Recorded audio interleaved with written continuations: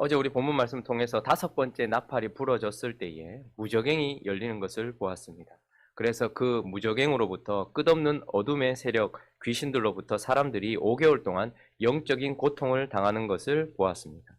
오늘 본문은 이제 6번째 나팔이 부러지는 장면이고, 이렇게 6번째 나팔이 부러지니까 결박되었던 네 천사가 풀리는 일이 일어났다라고 말하고, 또 그들은 15절에 보니까 사람 3분의 1을 죽이기로 준비된 자들이고, 또 18절도 읽어볼까요? 18절 있습니다. 시작. 이 세 재앙 곧 자기들의 입에서 나오는 불과 연기와 유황으로 말미암아 사람 3분의 1이 죽임을 당하니라. 결국 이 네 천사들의 결박이 풀어지고 그들에 의하여서 준비되었던 그 천사들이 죽음, 그러니까 사람들에게 죽음을 가지고 오게 했다라고 말씀하고 있습니다. 자, 이제 6번째 나팔까지 부러졌는데요. 이 상황을 성도들의 관점에서 보면서 다시 한번 정리할 필요가 있습니다. 우리가 6번째 나팔이 부러질 때, 나팔이라고 표현될 때는 이 세상 사람들, 땅에 사는 사람들의 관점에서 풀어내는 이야기라면, 똑같은 과정 속에 6번째 인이 떼어질 때의 장면은 성도들의 관점에서 이것을 보게 되죠. 한번 같이 볼 필요가 있습니다. 6장 한번 다시 가보죠. 6장 12절. 이때 어떤 일이 있었는가? 성도들의 관점에서 6장 12절 읽어볼까요? 시작. 내가 보니 6째 인을 떼실 때에 큰 지진이 나며 해가 검은 털로 짠 상복같이 검어지고 달은 온통 피같이 되며, 지금 큰 일이 일어나고 있다는 것을 보게 됩니다. 15절, 16절, 17절도 있습니다. 시작. 땅의 임금들과 왕족들과 장군들과 부자들과 강한 자들과 모든 종과 자유인이 굴과 산들의 바위 틈에 숨어 산들과 바위에게 말하되 우리 위에 떨어져 보좌에 앉으신 이의 얼굴에서와 그 어린 양의 진노에서 우리를 가리라. 그들의 진노의 큰 날이 이르렀으니 누가 능히. 자, 지금 성도들의 입장에서 보니까 징조가 일어나요. 아, 이 무슨 일이 일어나겠구나 싶었는데 그 징조가 일어나기 시작했다. 그래서 땅의 임금, 왕족, 장군, 부자, 강한 자, 종, 자유인, 이 땅에 뿌리박고 있는 7종류의 사람들, 완전한 사람들에게 하나님의 진노가 시작되기 되었다라고 말하죠. 진노의 큰 날이 이르렀다 이렇게 말해요. 그런데 그 진노가 쏟아지지 않고 7장으로 넘어가 보시면 어떤 일이 있었습니까? 7장에 보니까 이 일 후에 내가 네 천사가 땅의 네 모퉁이에 선 것을, 자, 이제 징조가 있었어요. 아, 이 무슨 일이 일어나겠구나 싶었는데 이 땅에 뿌리박고 있는 사람들에게 진노가 시작될 시점에, 그런데 그때 장면이 딱 바뀌면서 성도들의 관점에서 보니까 네 천사가 땅 모퉁이에 딱 서 있는데 딱 붙들려 있어요. 지금 진노로 쏟아붓지 않고 잠깐 멈추어 있어요. 2절 읽어볼까요? 7장 2절 시작. 또 봄에 다른 천사가 살아계신 하나님의 인을 가지고 해 돋는 데로부터 올라와서 땅과 바다를 해롭게 할 권세를 받은 네 천사를 향하여 큰 소리로 외쳐 이르되 우리가 우리 하나님의 종들의 이마에 인치기까지 땅이나 바다나 나무들을 해하지 말라. 진노가 6번째 인이 떼어질 때 진노가 시작되었는데, 그런데 성도들의 관점에서 보니까 그 진노를 쏟아부을 네 천사가 지금 딱 어떤 제한을 받고 있어요. 그러면서 왜 제한을 받는 거 보니까 왜 진노를 쏟아붓지 않고 있나 보니까 하나님의 인침받은 자들을 완전히 보호하는 일을 하기까지는 잠깐 멈춰라 이렇게 된 거예요. 그리고 나서 하나님의 백성들 14만 4천이 다 구원을 받더라, 하나님의 인침을 받더라, 보호를 받더라, 이렇게 6째 인을 성도들의 관점에서 이야기했어요. 그런데 이제 9장으로 다시 넘어와 보시면 어떤 일이 일어나는 거예요? 그 결박당하였던, 잠깐 제한을 당하였던 네 천사에게 하나님의 음성이 들려지고 14절 읽어보겠습니다. 14절, 15절 읽습니다. 시작.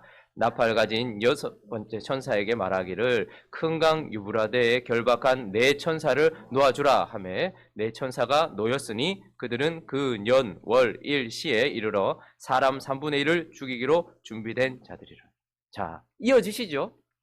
같은 과정을 거치면서 진노가 쏟아 부을 것이 시작이 되었는데 그때 잠깐 멈춰졌었어요. 성도들 입장에서 봤을 때는 잠깐 멈춰졌었어요. 그런데 똑같은 과정을 겪고 있는 6번째 나팔, 이 장면으로 와보니까 그렇게 네 천사들이 잠깐 결박된 것처럼 진노로 쏟아붓지 않고 있었는데 이제 어떻게 된 거예요? 진노가 쏟아졌다 이 말입니다. 쏟아져서 이 땅에 있는 사람들, 그러니까 성도들은 완전히 보호를 받고 있지만 이 땅에 속한 사람들의 3분의 1이 죽임을 당하는 일이 일어나고 있다라는 것을 우리에게 보여주고 있습니다. 다섯 번째, 나팔이 부러졌을 때에는 악한 영의 영향으로 말미암아서 이 땅에 속한 사람들의 영혼에 큰 타격을 받았지만, 그러나 이제 여섯 번째 나팔이 부러지는 이 순간 드디어 성도들은 완전히 보호된 상황에서 이제 어떻게 되는 거예요? 이 땅에 실제로 죽임당하는 하나님의 심판이 시작되는 것입니다. 이 땅 사람들이 죽임당하는 것을 보게 되는 것입니다. 무시무시한 일이지 않습니까? 자, 그러면 왜 이 땅에 있는 자들이 이제 실제로 괴로움, 잠깐 5개월 정도, 상징적인 숫자지만 5개월 정도 괴로움을 당하는 것에서 그치지 않고 실제로 죽임을 당하게 되는가? 우리는 이 죽임당하는 이 장면을 통하여서 몇 가지 교훈을 살펴봐야 되는데, 왜 죽임을 당하고 있는가? 왜 하나님은 이 땅에 있는 사람들을 실제로 죽이시면서 심판을 하고 있는가? 그 이유부터 먼저 살펴볼 것입니다. 첫 번째 그 이유는요, 이건 성도의 기도에 대한 응답이기도 하고 성도들을 핍박한 하나님의 원수된 자들에 대한 보응이기도 하다라는 것입니다. 이 땅의 사람들의 죽음은 그렇다라는 것입니다. 자, 13절 다시 한번 읽어볼까요? 9장 13절 시작. 여섯째 천사가 나팔을 불매 내가 들으니 하나님 앞 금제단 네 뿔에서 한 음성이 나서. 자, 지금 네 천사가 심판을 보류하고 있었습니다. 그런데 이제 성도들이 다 보호를 받고 다른 천사가 와서 성도들은 인침을 받고 그의 영혼, 여러분 여기서 성도들이 보호를 받았다는 것은 어떠한 해도 당하지 않았다 이런 의미가 아니라 그들의 영혼은 안전하게 보호를 받았다 이 말이에요. 천국 감에 있어서, 그리고 하나님의 백성으로서 보호받는 데는 아무 문제가 없었다 이 말이죠. 그리고 난 이후에 이제 그 천사들의 결박, 이 풀린 이유가 무엇이냐고 하니까 하나님 앞에 금제단에서 그 네 뿔에서 음성이 났어요. 자, 하나님 앞 금제단 네 뿔에서 난 음성은 누구의 음성일까요? 결론적으로 하나님 앞 제단에서 나온 음성, 누구의 음성일까요? 하나님의 음성이겠죠. 하나님의 음성이 무엇이라고 하는 거 하니까 여섯 번째 천사에게 말하기를 큰 강 유브라데에 결박된 네 천사를 이제 놔줘라! 하나님께서 놔줘라! 라고 선포하셨기 때문입니다. 그러니까 실질적으로 이 땅에 있는 자들이 죽임을 당하는 이유는 결박되었던 네 천사를 놓아주라고 말했던 하나님의 음성이 그 제단에서 선포되었기 때문입니다. 그런데 이 음성이 있기 전 하나님께서 자, 그럼 이제 이 땅의 심판을 시작해라 라고 말씀하시기 전 그 제단 앞에서 또 다른 음성이 사실은 있었어요. 여섯 번째 나팔이 부러지는 순간 하나님의 음성이 발하여지고, 그래서 죽음의 천사들이 이 땅을 치기 시작했는데, 그러나 이 일이 있기 전 우리가 다섯 번째 인이 떼어지는 순간, 성도들의 입장에서 돌아가서 다섯 번째 인이 떼어지는 순간, 다시 6장으로 한번 넘어가 볼까요? 6장 9절 말씀 한번 보십시오. 자, 여섯 번째 나팔이 부러지는 순간과 여섯 번째 인이 떼어지는 순간은 같은 과정이죠. 다른 관점이고, 그러면 여섯 번째 나팔이 부러지는 그 순간이 있기 전, 그러니까 나팔이 부러지기 전 하나님의 음성이 선포되어서 사람들에게 심판이 실제로 임하기 전에 그 제단 앞에서 다섯 번째 인이 떼어지던 순간 어떤 일이 있었는가? 9절 읽어봅니다. 6장 9절 있습니다. 시작. 다섯째 인을 떼실 때에 내가 보니 하나님의 말씀과 그들이 가진 증거로 말미암아 죽임당한 영혼들이 제단 아래에 있어. 지금 하나님의 제단, 그 제단 아래에 있어서 10절 있습니다. 시작. 큰 소리로 불러 이르되 거룩하고 참되신 대주제여, 땅에 거하는 자들을 심판하여 우리의 피를 갚아주지 아니하시기를 어느 때까지 하시려 하나이까? 라는 제단 앞에서, 자, 여섯 번째 나팔이 부러질 때에 선포된 하나님의 말씀이 있기 전, 다섯 번째 인이 떼어지던 그 전에 어떤 일이 있었냐면 그 같은 제단에서 성도들의 기도가 있었다 이 말입니다. 언제까지 우리의 피를 신원해 주지 않으실 것입니까? 빨리 이 땅에 하나님의 공의를 실행해 주십시오라는 성도들의 기도의 음성이 있었다라는 것이죠. 그렇게 기도했던 이유는 무엇입니까? 성도들이 이 땅 사람들에게 어떻게 됐다는 거예요? 핍박당하고 죽임당했다라는 것입니다. 자, 그러니까 그때에 주님께서는 잠시 쉬어라, 아직까지 그 수가 차기까지 잠깐 쉬어라 라고 말씀하셨던 것이 다섯 번째 인을 떼는, 다섯 번째 나팔이 부러지는 과정이었어요. 자, 그런데 그런 기도가 있었고 성도들의 억울한 죽음이 있고 난 이후에 이제 여섯 번째 나팔이 부러질 때 어떻게 된 것입니까?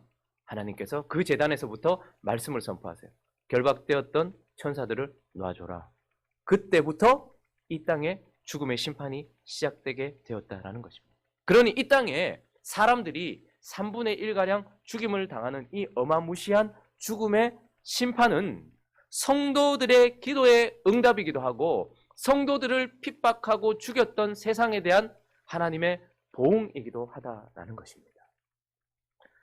두 번째, 또 이 땅에 있는 사람들이 심판을 받아 죽임을 당하는 이유는 무엇인가? 그것은 성도들에 대한 핍박에 대한 하나님의 보응이기도 하고 또 하나는 부도덕하고 더럽고 추악한 죄악된 삶에 대한 보응이기도 하다라는 것을 보게 됩니다. 본문으로 다시 돌아오셔서 요한계시록 9장 16절 말씀 한번 읽어볼까요? 16절, 17절 읽어보겠습니다. 시작. 마병대의 수는 2만만이니 내가 그들의 수를 들었노라. 이 같은 환상 가운데 그 말들과 그 위에 탄 자들을 보니 불빛과 자줏빛과 유황빛 호신경이 있고 또 말들의 머리는 사자머리 같고 그 입에서는 불과 연기와 유황이 나온다. 네 천사가 놓여지니까 이제 그들을 통하여서 죽음이 시작되는데 죽음의 심판이 시작되는데 그들과 함께 이 일을 수행하는 마병대로 표현된 어떤 죽음의 어떤 심판을 실행하는 자들이 보니까 숫자를 말하는데 2만만이래요. 2만 곱하기 만이라는 거예요. 그러니까 이 말은 2억이라는 거잖아요. 엄청 많다 이 말입니다. 그러니까 이 심판을 수행하는 자들이 엄청 많은데 17절은 보니까 그 탄자들을 보니까 불빛, 붉은 빛이겠죠. 자줏빛, 그리고 유황빛 이렇게 되어 있습니다. 그런데 그 입에서 무엇이 나온다고 말합니까? 불, 연기, 유황. 그러니까 지금 이건 짝입니다. 불이 나오니까 불빛이 보이는 것이고 연기가 있으니까 그 불빛이 자줏빛으로 보이는 것이고 유황이 있으니까 유황빛으로 보이는 것인데 그래서 18절 읽어봅니다. 시작. 이 세 재앙 곧 자기들의 입에서 나오는 불과 연기와 유황으로 말미암아 사람 3분의 1이 죽임을 당하더라. 이 땅에 있는 자들이 죽임을 당하는 이유를 불과 연기와 유향이라고 말하고 있습니다. 성경이 언제나 불과 연기, 유향을 말할 때면 이것은 무엇과 연관지을까요? 소돔과 고모라의 심판과 연결을 짓는 것입니다. 잠깐 찾아보죠. 창세기 19장 24절 한번 가보십시오. 읽어보겠습니다. 시작. 여호와께서 하늘 곧 여호와께로부터 유향과 불을 소돔과 고모라에 비같이 내리시다. 자, 유황이 내렸고 불이 내렸고 그 이후에 보면 구름같이 연기가 그것을 덮었다라고 말합니다. 그러니까 지금 불, 연기, 유황은 언제나 하나님의 심판을 상징하는 것이고 이 심판을 상징할 때에 이것은 소돔과 고모라가 받았던 심판을 늘 떠올리게 만듭니다. 자, 그러면 이 소돔과 고모라가 불과 연기와 유향으로 심판받았던 이유가 무엇입니까? 한 구절만 찾아보죠. 유다서, 요한계시록 바로 앞에 있는 유다서 1장 7절 말씀 읽어보겠습니다. 시작. 소돔과 고모라와 그 이웃 도시들도 그들과 같은 행동으로 음란하며 다른 육체를 따라가다가 영원한 불의 형벌을 받음으로 거울이 되었느니라. 자, 4절 한번 보시면요. 거기에 보면 이는 가만히 들어온 몇 사람이 있음이라 그들은 예적부터 이 판결을 받기로 미리 기록된 자니 경건하지 아니하며 그리고 우리 하나님의 은혜를 도리어 뭐한 것으로? 방탕한 것으로 바꾸었던. 그러니까 지금 무슨 말입니까? 소돔과 고모라가 멸망받았던 불과 연기와 유황으로 멸망받았던 이유는 무엇입니까? 하나님으로부터 멸망받았던 이유는 그들이 방탕했고 그들이 하나님의 은혜를 방탕거리로 만들고 거룩하지 않았을 뿐만 아니라 음란하였고 다른 육체를 쫓아가다가 그러니까 그들의 삶이 도덕적이지도 않았고 하나님 앞에서 아주 더럽고 추악한 죄를 짓는 삶이었기 때문에 소돔과 고모라가 멸망을 받았다라고 말하고 있는 것입니다. 그러니까 세상 사람들의 3분의 1이 지금 죽음의 심판을 받고 있는 이유는 성도들을 핍박한 결과이기도 하고 그들 자신의 부도덕하고 아주 죄악된 삶에 대한 보응, 결과로 그들이 심판을 받고 있다라고 말씀하고 있는 것입니다. 자, 그러나 이제 이 땅의 심판이 임하는 실질적이고 가장 근원적인 이유를 하나님께서 소개하고 계시는데 그것은 바로 그들이 우상 숭배자였기 때문이다 이렇게 말하고 있습니다. 자, 오늘 본문으로 다시 돌아와서 13절 다시 한번 읽어볼까요? 13절 시작. 나팔을 불매 내가 들으니 하나님 앞 금제단 네 뿔에서 한 음성이 났습니다. 여러분 계속 나팔을 불매 이어지다가 왜 여섯 번째 천사가 나팔을 불 때에 하나님 앞에 금 제단이라는 것을 집어넣었을까요? 이것은 하나님이 이 심판을 하는 이유에 대한 설명하는 그런 어떤 힌트입니다. 제단이라는 것은 하나님은 예배를 받으시는 분, 제사를 받으시는 분이다라는 뜻이지요. 그런 제사를 받으시는 하나님이신데, 그런데 그분이 14절에 보니까 나팔 가진 여섯째 천사에게 말하기를 큰 강 유브라데에 결박된 네 천사를 놓아주래요. 이 죽음의 심판을 실행할 그 천사들에 대해서도 뭐라고 말하는 거 하니까 어디에 결박되어 있대요? 큰 강 유브라데 강에 결박되어 있던 천사들을 놓아주래요. 이 말은 또 무엇을 힌트하는가 하면, 유브라데 강이라는 것은 이스라엘 백성들 입장에서 봤을 때는, 우리도 보면 압록강, 두만강이 있잖아요. 이건 뭐죠? 우리나라의 중국과의 경계선입니다. 그러니까 이런 경계를 나타내 주는 것이죠. 유브라데 강이라는 것은 언제나 이스라엘 백성, 이스라엘 나라의 영적인 경계선을 나타내 주는 거예요. 그런데 이 경계선이 항상 잘 유지되고 있다가 언제 침범을 받냐면, 이스라엘 백성들이 우상 숭배를 하기 시작할 때, 하나님을 떠나기 시작했을 때에 언제나 하나님의 심판이 유브라데 강을 건너 넘어서 북동쪽, 그러니까 북쪽으로부터 심판이 내려오기 시작하는 거예요. 그래서 언제나 하나님의 백성인 이스라엘 백성들이 하나님 안에 있을 때에는 이 유브라데 강이라는 경계가 정확하게 세워져 있어요. 그런데 이들이 하나님을 떠나 우상을 숭배하기 시작하면 북쪽에 있는 하나님이 보내시는 심판의 세력들이 이 유브라데 강을 넘어서 이스라엘 백성들을 치기 시작한단 말입니다. 우상 숭배를 한 결과라는 것이죠. 그래서 북이스라엘이 우상 숭배를 했을 때에 유브라데 강을 건너서 아수르가 그들을 쳤습니다. 남유다가 우상 숭배를 했을 때에 유브라데 강을 건너서 바벨론이 이들을 쳤단 말이죠. 그러니까 지금 하나님께서 제단에서부터 음성이 나서, 이 말은 하나님이 예배를 받으시고 제사를 받으시는 하나님이 지금 그곳 가운데서 큰 강 유브라데에 결박되었던 네 천사를 놓아주라 했다. 이 말은 지금 이 땅에 있는 자들의 우상 숭배에 대한 심판이다라고 말씀하고 있는 것이죠. 이들이 심판받는 이유는 바로 우상 숭배입니다. 자, 그러면 우리는 이렇게 생각합니다. 이 세상 사람들은 우상 숭배를 했기 때문에 우상 숭배는 뭐 이슬람을 믿고 불교를 믿고 목상을 세워놓고 저걸 보고 믿고 이 정도로 생각할 때가 많이 있습니다. 그러나 우상 숭배란 무엇입니까? 누가 우상 숭배자인가를 알려고 하면 그가 어떤 예배를 드리는가 하는 것을 알면 됩니다. 우리가 종교를 가진 사람만 신을 섬긴다라고 생각하지만 사실 모든 사람들은 다 신을 섬기는 사람들입니다. 그런데 하나님을 마음 중심에 놓고서 섬기느냐 아니면 다른 것을 마음 중심에 놓고서 섬기느냐에 따라서 달라질 뿐입니다. 어떤 사람이 목상을 섬기고 어떤 사람이 그냥 만들어 놓은 어떤 제단을 섬기고 이런 것만 우리는 우상 숭배라고 생각하지만, 우상 숭배의 다른 말은 잘못된 예배입니다. 그러니까 이 땅에 있는 모든 사람들은 예배자예요. 예배라는 것은 무엇입니까? 마음 중심에 하나님을 모셔놓고 그 하나님을 힘껏 쫓아가는 나의 삶 전체를 예배라고 하는 거예요. 그래서 우상을 숭배하지 않는다, 이 말은 내 마음 중심에 하나님만 모셔놓고 하나님을 추구하면서 살아가는 삶 전체를 드리고 있으면 그 사람은 하나님을 바로 섬기는 사람이에요. 그런데 내 마음 중심, 하나님이 계셔야 될 자리에 다른 걸 놓아놓고 그걸 힘껏 쫓아가고 있는 사람 전체는 다 잘못된 예배자요, 우상 숭배자라는 것입니다. 그러니 그 사람이 뭘 섬기느냐를 보려고 하면 여러분들의 시간이 어디로 흘러가는지를 한번 보시면 됩니다. 우리의 시간을, 어떤 사람들을 딱 보면서 이 사람의 시간을 어디로 쓰고 있는가? 그래서 이 시간이 어디로 흘러가고 있는가? 그걸 보면 이 사람이 뭘 섬기고 있는지, 뭘 마음의 중심에 두고 있는지를 알게 됩니다. 또 이 사람의 물질이 어디로 흘러가고 있는지를 보면 돼요. 이 사람의 물질이 지금 어디로 가장 많이 흘러가고 있는가? 그걸 보면 이 사람이 누구를 섬기는 자인지가 드러나는 것입니다. 이 사람의 가장 가까운 곳에 뭐가 가장 많은지, 집에 옷이 가장 많다. 그러면 그 사람 마음속에 옷이 그 사람의 우상인 거예요.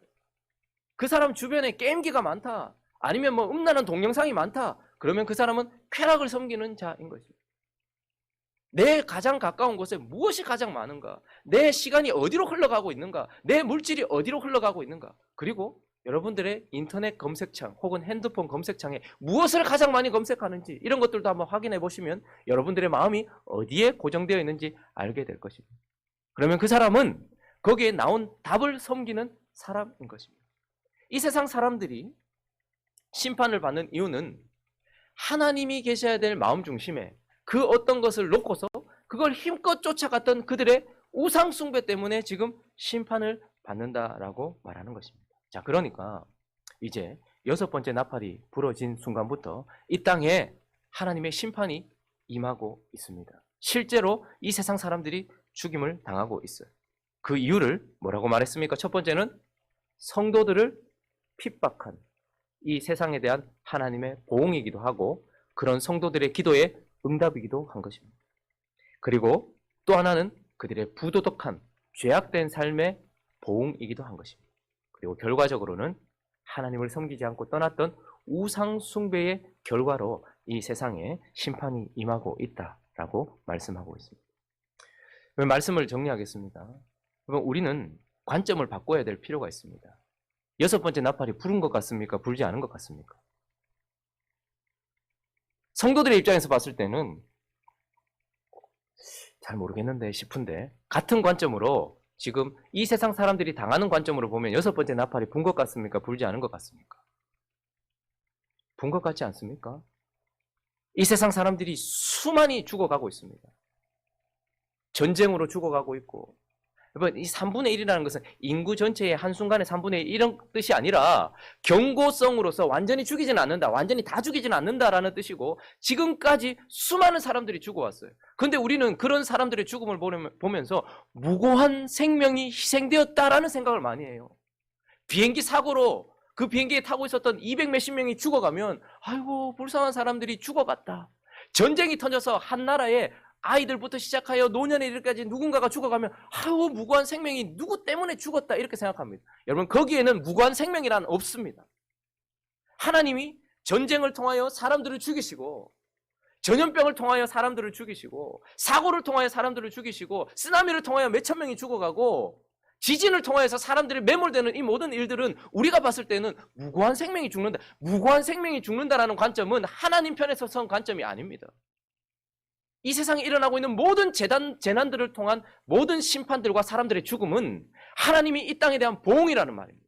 우리는 여호수아가 이스라엘 백성들과 함께 가나안 땅에 있는 어린아이부터 순, 양, 소 이런 모든 것들을 죽이는 그런 상황을 보면서 아유 하나님 왜 이렇게 잔인하시노? 애까지 죽이는 이유가 뭐가 있나 생각하겠지만 하나님 관점에서는 어떻습니까? 가나안 땅은 하나님의 성도들을 핍박한 땅이요. 가나안 땅은 부도덕하고 더러운 하나님의 그 모든 법들 인류가 가져야 될 양심조차도 버려버린 부도덕한 삶의 그런 총체였고 특히 그 땅은 우상을 숭배하는 땅이었단 말입니다. 하나님은 400년 넘는 시간을 참아오셨습니다. 아모리 족속의 죄가 간영하기까지 하나님은 400년 동안 참으셨다가 이스라엘 백성들을 통하여서 그 땅의 모든 것을 헤렘 전쟁으로 다 제거해라 말했습니다. 무슨 말입니까?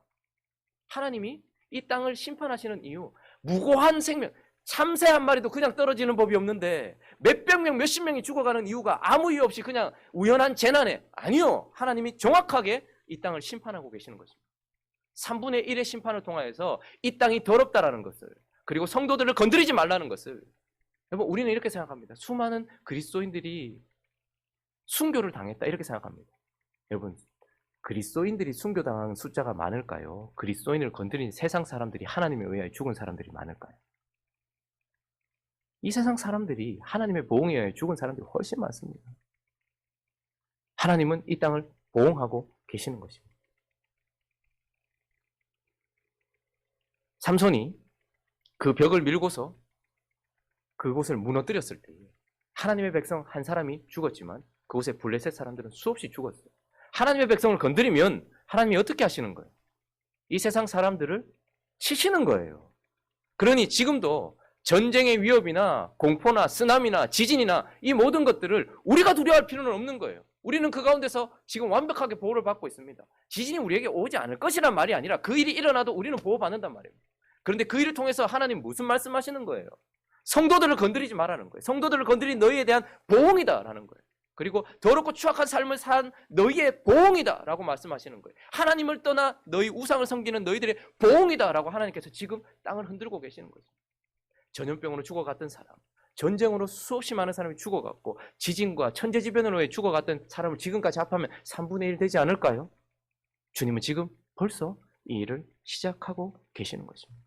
하나님은 적극적으로 이 땅에 역사하시면서 심판을 이루어가고 계시는 것입니다. 그리고 또 하나 기억해야 될 것이 있습니다. 5번째 인이 떼어지던 순간, 5번째 나팔이 불던 순간에 성도들은 기도하였습니다. 그리고 그 기도 이후에 6번째 나팔이 울었다는 것을 기억하십시오. 이 말은 무슨 말입니까? 성도들의 기도는 이 땅에서 역사한다라는 것입니다. 성도들의 보응은 천국 가서만 받는 것이 아니라 이 땅에서 일어나고 있다는 것, 기도를 통하여 일어나고 있다라는 것을 기억하면서 이 6번째 나팔이 부러진 이 상황 속에 하나님이 이 땅 가운데 하고 있는 역사를 명확하게 보면서 그리고 하나님 앞에 기도하며 거룩한 삶을 살아가는 저와 여러분 되시기를 예수 그리스도 이름으로 축원합니다. 같이 한번 기도하겠습니다. 성도들의 입장에서 보니까 6번째 나팔인이 떼어졌을 때에 잘 몰랐는데 우리는 보호를 받고 있으니, 그러나 사람들의 입장에서 보니까 6번째 나팔이 불고 나니 이 땅 가운데 죽음이 정말로 많이 임했다는 것을 보게 됩니다. 성도들을 괴롭히고 핍박했던, 죽였던 이 땅에 대하여, 하나님이 주신 것으로 부도덕한 삶과 제약된 삶을 살았던 삶에 대하여, 그리고 하나님을 버리고 우상을 숭배하고 자기를 추구했던 우상 숭배에 대하여 하나님은 지금도 심판하고 계십니다. 뉴스에서 나오고 있는 모든 이 땅에 대한 재난들에 대한 죽음은 하나님의 역사라는 것을 기억하면서 지금도 그분이 역사하고 계신다. 그리고 우리의 기도에 응답하고 계신다는 것을 기억하는 이 아침 되게 해달라고, 그리고 남은 때를 거룩한 삶 살아가는 그런 모습이 되어질 수 있게 해달라고 각자의 기도 제목 들어가지고 함께 기도하며 나가도록 합니다. 기도하겠습니다.